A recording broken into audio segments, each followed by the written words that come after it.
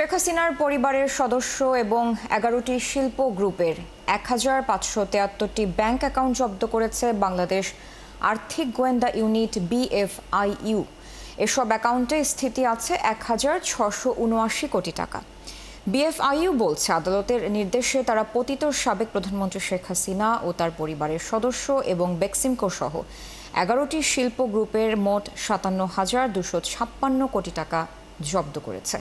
এর মধ্যে স্থাবর সম্পত্তি 13,871 কোটি টাকা এবং অস্থাবর সম্পত্তি 43,385 কোটি টাকা। জব্দকৃত সম্পদের মধ্যে যুক্তরাজ্যের গোয়েন্দা সংস্থার সাবেক ভূমি প্রতিমন্ত্রী সাইফুজ্জামান জাভেদ ও বেক্সিমকোর 260 মিলিয়ন পাউন্ডের সম্পত্তি রয়েছে। অগ্রাধিকার প্রাপ্ত 11টি অগ্রাধিকার মামলার গোয়েন্দা প্রতিবেদনে এসব তথ্য তুলে ধরে BFIU।